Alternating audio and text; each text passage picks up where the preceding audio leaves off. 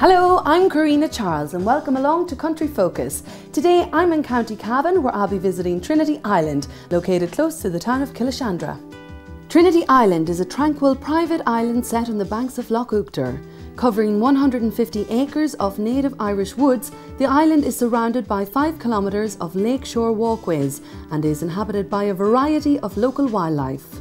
Relax and unwind in the comfort and tranquility of the luxurious eco-friendly lodge. The island's serenity and beauty is captivating. From great oaks to herons and hawks, Trinity Island's nature offers an endless source of surprise and enchantment. Located on Trinity Island is Trinity Island Self-Catering Lodge, where you and your loved ones can come and stay for a breakaway. As a guest at Trinity Island Lodge, you will have exclusive access to the island, its shores, the water and its fabulous walkways. Whilst you're here, you'll also be able to explore Trinity Island Abbey, just a few hundred metres from the lodge. Meanwhile, Niall Lynch will be taking a look at the Cavan County Museum in Ballyjames Duff. The museum is home to unique artefacts dating from the Stone Age right up to the 20th century, material spanning over 6,000 years of occupation in Cavan.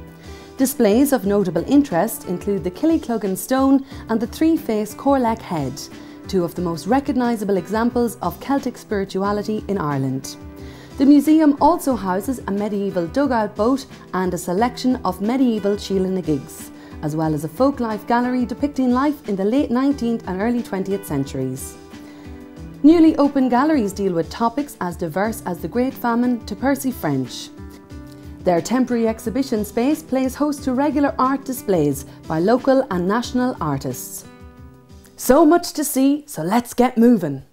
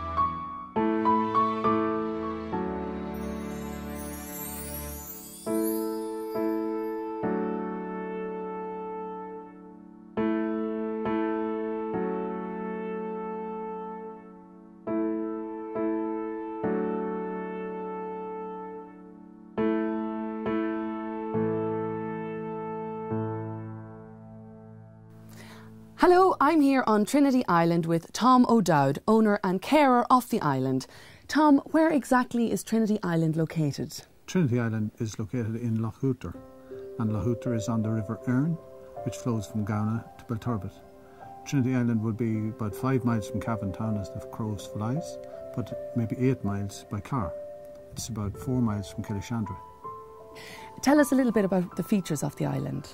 The island is 150 acres. It's basically 2 drumlin hills. We planted it with trees, mostly broadleaf trees, in 1999. And it's now taking a lot of time to care for those trees. But in the long term we'll have a beautiful forest and mostly oak trees. So people can come and enjoy splendid walks? Absolutely. Now you also have this beautiful lodge. Tell us about that. The lodge is a conversion of a stone barn that was built in the mid-1800s, we think. We're not exactly sure of the date. It was derelict when we got the farm, and we started working on it in 1994 and completed it in 1999. It's been very successful. Mostly timber outside and timber, glass and stone. It's very attractive building. Now we are surrounded by a huge system of water, as you've said. Tell us a little bit about the waterways here. This is the River Erne basically, and it starts in Gowna or Gowna Kilnalek area, which is, say, about 10-12 miles away. Meanders all the way down, and this is Trinity Lake will be the first lake on the river system, and then it goes around the island and all the way around the back and it turns right down past Kiddakeen Forest Park, Right. under a bridge there and down past Clahuta Castle. These places are navigable by canoe, by the way, very nice trips. And from Clahuta Castle on down under Carrichor Bridge and down to Belturbet. So if you're staying here, a little birdie told me that you are the man to talk to about organising, as you said, maybe a canoe or a boat. Oh, no problem at all. Yeah. It'd be my pleasure to do that. So It's part of what I do when people come, is give them as much attention and help as we can to have a good holiday, a wonderful holiday. you pamper them. Oh, to the best of our ability, yes. So Tom, you know, if I was to be staying here, which I hope to stay soon, you can take a boat out, you can borrow a canoe for the day. Yeah. Or for... The boats are included with the package in the house. Oh. So you have 2 canoes and 2 boats with engines. So you can take, I sometimes with the canoes take people maybe 6 miles upstream and let them paddle the whole way down with the flow of the water to the house, and they really enjoy that. Lots to do, and lots to do on the water, definitely. Now, another activity that you can do in the water is fishing, and as we're surrounded by water, I suppose you would have a lot of fishing enthusiasts or people who maybe haven't fished before and want to give it a go. Yes, we have that, but we have very serious fishermen. Yes. Our business is from March until July and mid-June is all very serious fishermen, and then also in the autumn time they fish for pike, and like some pike in the system are a metre long. No. Yeah, very big. Yeah. So we're talking... Bigger. That's Oh! nice, yeah. Very big. You wouldn't go swimming in there. No. Ah, you would. Pike are they just disappear as soon as you touch the water. Right. They go away from you. But pike fishing is good business for us. It's a beautiful island. There's also the stunning, the trees, the walk, the 5 kilometres of walkways. Oh, yeah, you could get more if you wanted. Yeah. You walk along the lake all the way around the island, and then we have paths up through it and meander all over the place through the forest. And for people who like to maybe like to bird watch, or that, I mean, I can hear the birds all around us here, and we've seen a stunning bird on the way Absolutely, in. What was yeah. that? That was a buzzard. A buzzard. A buzzard. There's a couple of buzzards on the farm, but then they move around the countryside really. But they're fabulous when they go up in the air and they just go round and round and round. Especially in the springtime, you get them in pairs.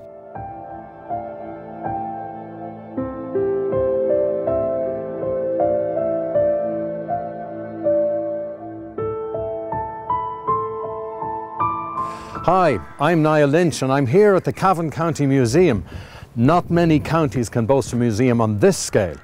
It was opened in 1996, but it features everything from exhibits on the local history going back 6,000 years to exhibits by artists of a local, national and international standing, and workshops with children. Let's go in and take a look.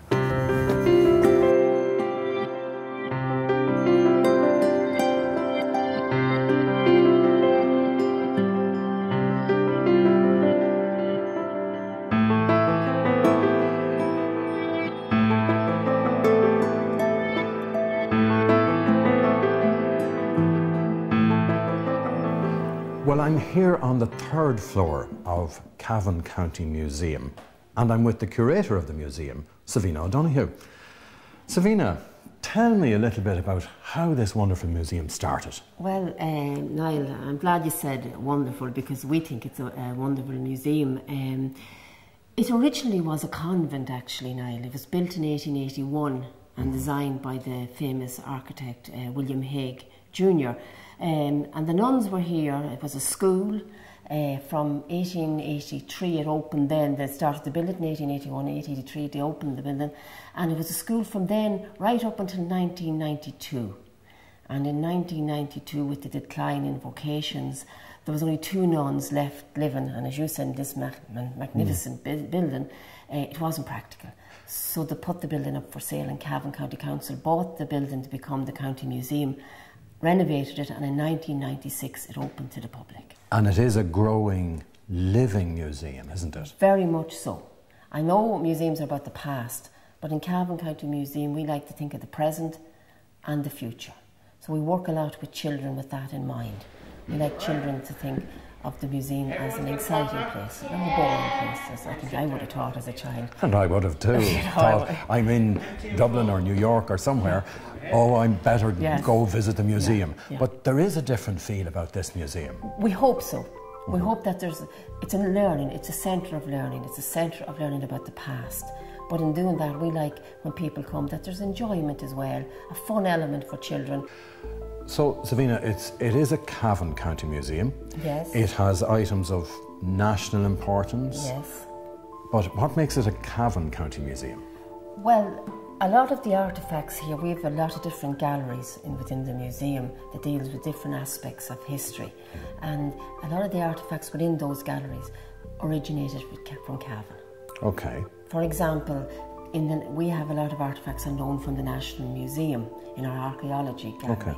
Now, most of the artefacts from there originated from Cavan, so they're kindly on loan to us from the National Museum, but they have a Cavan connection. But they're of interest. You don't have to be from Cavan to enjoy the museum, not at all. Look, we'd have galleries that cover the famine, folk life. We have a beautiful costume gallery. We have a lovely gallery dedicated to camogie and GAA. And as you know, Niall, GAA in Cavan is, well, it's a passion, really. And that's kind of what was in the back of my mind as a visitor to Cavan. And one of the first things that struck me was that Cavan people, they take their football very seriously. We take our football very seriously indeed, and it's always quite interesting. We have, as I said, a lovely GAA gallery down there, and our big claim to fame is that in 1947 the All-Ireland final was played out in the Polo Grounds in New York, and Cavan played Kerry out there, and of course Cavan won. Now, I know it's a long while since we won an All-Ireland. It's actually in 1952. Yes. And we haven't won an All-Ireland since, but we don't worry too much about that in the museum. Okay. We have a lot of beautiful artefacts that, you know, deal with that match that was played in the Polo Grounds. So from the centre that preserves the history of County Cavan, we'll go over now to Karina, who's with Tom at the 12th century Trinity Abbey.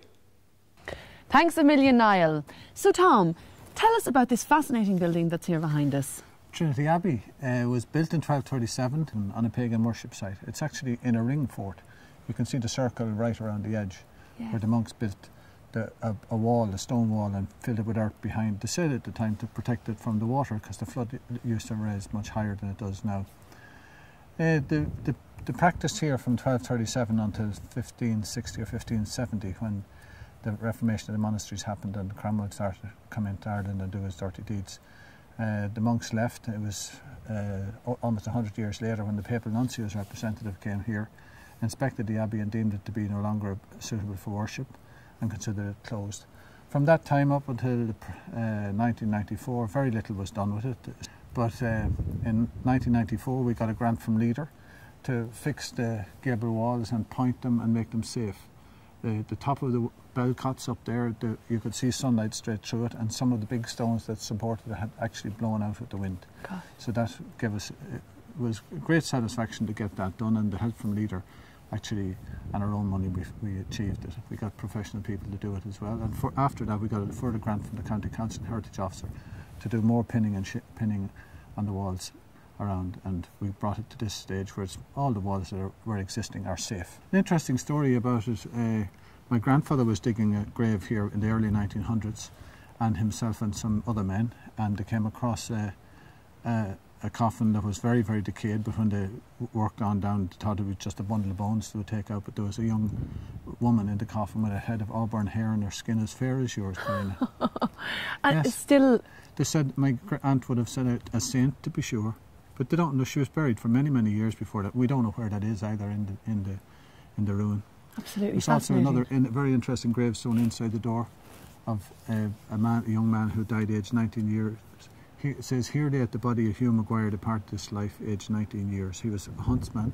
He was supposed to have been hunting a deer, and the deer went into the lake, and he followed the deer and came off his horse and was drowned in the beginning of January 1793. So Trinity Island is just steeped with history, Tom. Absolutely. Loads of things to do, and loads of ideas and thoughts about the place. Wonderful place to be. I love it.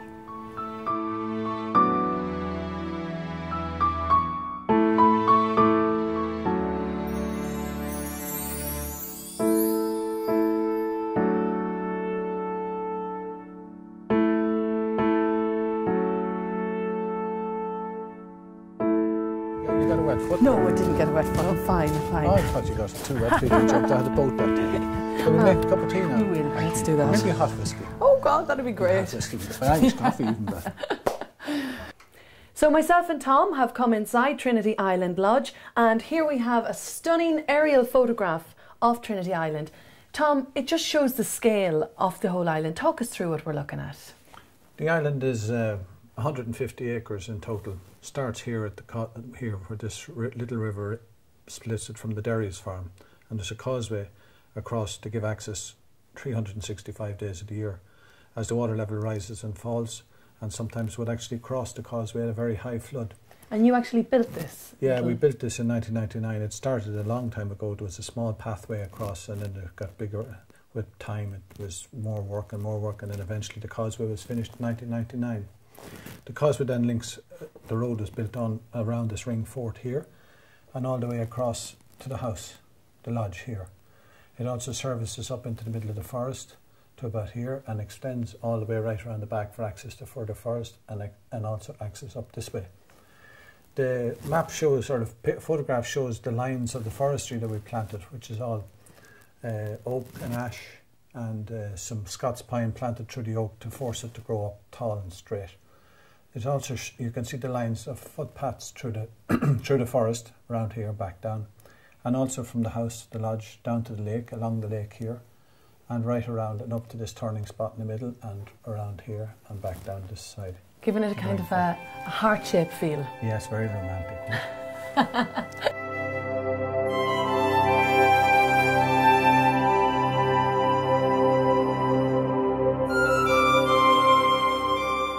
I'm back here in the Cavan County Museum in the boat room, and I'm with Michael Finnegan. Michael, you're the Heritage Development Officer, and you're based here in the museum with a particular project. Yes, I'm part of Cavan County Council's Peace Team. I run a project called Connecting People, Places and Heritage, which is based here in the museum, has been here since 2004 originally. And the role of the project is to use history and heritage to work with people in Cavan and Fermanagh in terms of exploring issues from the past. So that's why you're in the museum. That's why it's in the museum, yes. And there's lots of art, and there's lots of banners and displays, and there's even an oral archive or a sound archive. So what are all the things that are going on in this room? It seems like there's a lot. Well, there's quite a bit going on in this room. This room has sort of been used as a place to display the work that children and adults that have taken part in the project have done over the course of the project.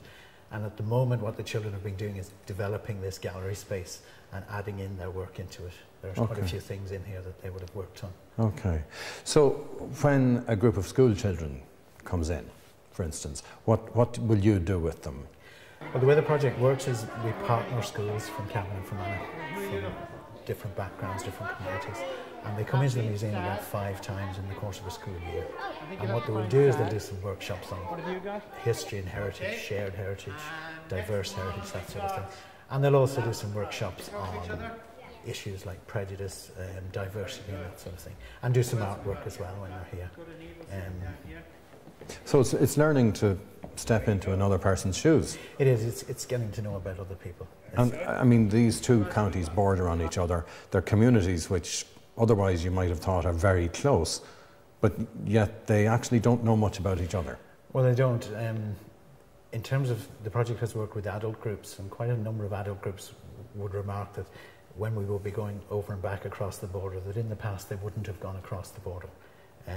They wouldn't have felt comfortable going across the border. But what the project is doing is sort of bringing these sort of communities together, particularly now with school children, and getting people to meet each other, getting them to know something about each other, and at least have that chance to interact with each other. I suppose years and years of troubles and conflict and all of the baggage that comes with that, discrimination and so on. Which group is easier to work with? The young people, I'm guessing. Yeah, the young people are really up for anything in terms of particularly getting to meet new people and that sort of thing. But having said that, any of the adult groups that are taking part have been very keen to take part and very willing to engage with the sort of programme. So tell me about some of the things that are in the room. Now you've got banners from both sides, if you like, from both traditions, the Catholic, Protestant or Republican, Unionist. Yeah, well, the museum actually houses a very, very big collection of banners, both AOH, Orange Order, Nationalist, Unionist banners. And this room itself has a number of the banners on display. And the children, for instance, have come in and explored issues around history and heritage, particularly in relation to how heritage and history are used in terms of representation and symbolism. And you'll see there's a banner here as well that the children have made in terms of their interpretation of what a banner should have. Okay, so they've made their own banner. They have, in terms of making an inclusive banner. And how do they react, for instance, to some of the banners they see that are here from, they're probably 100 years old? Well, I'd have to say, for a lot of the children, the banners wouldn't have a lot of resonance, a lot of meaning for them. But they're particularly interested in why they depict what they depict and that sort of thing. Savina, another national organisation, its Gaelic name, Comhaltas Ceoltóirí na hÉireann, is one which tells stories through the medium of music, or storytelling itself, in fact, and well, lots of different activities. Yes. Now, you featured an exhibition for that organisation here in the museum. Yes, in 2011. In 2010 and 2011, and this year, 2012, Cavan is hosting the All-Ireland Fleadh. And in conjunction with that, we put together last year an exhibition that celebrated 60 years of Comhaltas Ceoltóirí na hÉireann, because it started in 1951. So we tracked the 60 years right up until 2011, and we put together an exhibition that celebrates all about that fantastic organisation, Comhaltas, that has done so much for music, dance, song, and all that's. I think sometimes we think with Comhaltas, oh, it's all to do with music. Mm-hmm. It's not, it's very much is to do with music, but there's a big element of dance, song, storytelling, and there's a lot of traditions, especially a lot of our cultural traditions around Comhaltas. And for the uninitiated, fleadh is actually the old Gaelic word for, I suppose you might say, a Woodstock. Yes. A huge gathering festival for lasting, what, over a week? Well, yes, in Cavan this year we're running it from the 10th of August for 10 days. Mm-hmm. You know, starts Friday the 10th, works right that weekend, right through the week, and then the following weekend is the highlight of the fleadh. And upwards of, I think, 250,000 visitors every year come to these events where they're hosted in the particular town they're hosted in. And for us here in the museum, you know, working on this exhibition, and we were, I have to say, we had lots of visitors last year to come out during the fleadh to the museum to visit the exhibition. But even apart from the fleadh, we've had lots of visitors all throughout the year. Okay. It's a lovely exhibition, and I think I can say with confidence it represents very well the history of Comhaltas for the past 60 years. Now, you have a living tradition which is a weekly event in your actual event space. Tell me a little bit about that. Well, we have an event space downstairs, and it's an art gallery. It's called the Eaton Gallery, and we called it the Eaton Gallery. I don't know if you're familiar with Percy French, well, I'm sure you are. Right. And he wrote the famous song, Come Back, Paddy Riley, to Ballyjames Duff. And within that song, it starts, the Garden of Eden has vanished to say. So we picked the name of the gallery, the Eaton Gallery, and it's an art gallery, but it's also an event space. Okay. And currently, as we speak today, every Wednesday we have a group of about 30 ladies who come and quilt. They just come here to quilt, they have a cup of coffee, they meet, and they sometimes, every so often, put together exhibitions. Savina, thank you very much. This has been an absolutely fascinating visit. I've learned so much today. Thank you, Niall. Thank you very much. Now, for viewers who'd like to find out more about Cavan County Museum, how can they best do that? Well, they can log on to our website, www.cavanmuseum.ie. Excellent. Well, from me until next week, bye-bye. Well, myself and Tom have put our slippers on and we're having a cup of tea and relaxing in the lounge area of the Trinity Island Lodge.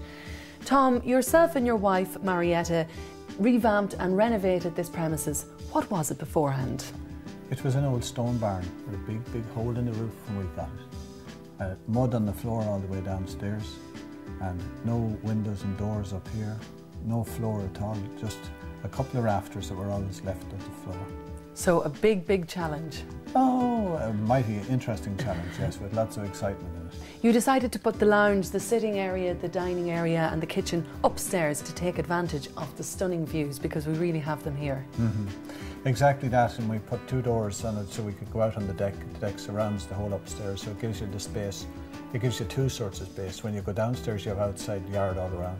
and then upstairs you have similar, so it makes the house much, much bigger than it would appear to be. And the beauty of the decking is that in the summertime, barbecues, sunbathing, sit back. When we get nice sunshine here, it's really nice. Even at night, it's wonderful also when we get clear nights for stargazing. And you have very little light outside around the place. Now you have a state-of-the-art kitchen here as well, over to my right. Yes. And it's a dream for any cook. Most chefs are people who come, they really enjoy the cooking over there, and I want to say that it's well equipped and has everything you need to prepare a good and a happy meal. Now, Tom, this property also has a lovely, I suppose, eco feel to it. You've really tried to be sustainable. We have 12 solar panels on the roof that generate electricity, 1 kilowatt wind turbine also that generates electricity, 12 batteries that store electricity, and the equipment that converts it in an inverter that converts it from AC to DC, etc. So the house runs on that electricity, and we have gas fired for the heat of the water and for cooking. The sauna is different. The sauna will take 6 to 8 people comfortably, and it's wood, Scandinavian type of wood. You have to light the fire in the sauna with small sticks or small kippings and have it for about 20 minutes burning away, and then it gets really hot inside. And you keep putting on firewood as you need the firewood to give you the heat. Again, that was part of the eco thing, that we were a wood all the way around Trinity Island, so we're using the wood from the island to create the heat, and also saving on our production of electricity as we are running on alternative electricity. And over here is a beautiful, lovely, light, airy, arched kind of alcove space where I see you have the chessboard set out. We'll have to have a game. Absolutely. I'll beat you too. You probably would. But anyway, this little area here is actually reflects the view of the end of the abbey below. And the arch window is similar to the arch window in the abbey, and thus the little marble floor also gives that feeling of the abbey about it. A lovely place, a beautiful thing to come out. When I come out in the evening and see 6 guys sitting around in there playing cards on that little table, or even drinking wine or sharing their cheese. But in the background up there is the games room, and the games room has a pool table, a dartboard, and also a table tennis table. So it's a great space in that you have something for the adults and you have something for the younger members of the family, or, you know, for the older members as well, if they're feeling gamey. Yes, indeed. If they're feeling gamey, you never know what to get up. How many people does Trinity Island Lodge accommodate? 6 people, comfortably.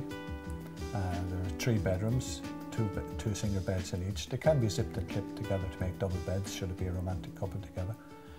Each of the bedrooms are en suite, except one of them is beside the main bathroom with the jacuzzi bath. Tom, Trinity Island Lodge offers everything.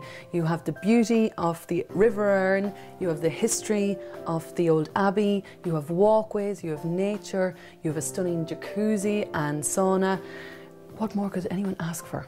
Peace and tranquility. A little piece of heaven on this earth. And it is that too. And it is that, absolutely. Thanks a million for having me, Tom.